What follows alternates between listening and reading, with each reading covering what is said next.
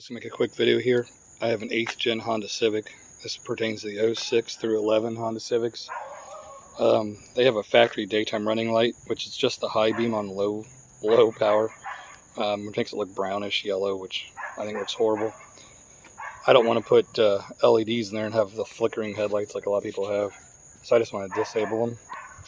So I was checking out inside here which fuse it is. All you gotta do is pull a fuse, it'll disable it. This is underneath the driver's side, down by the pedals. Here's the fuse panel, and it's just gonna be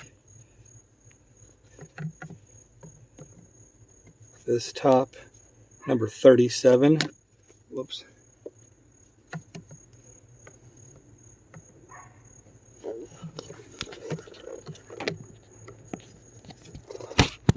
There we go. So I just pulled the fuse out.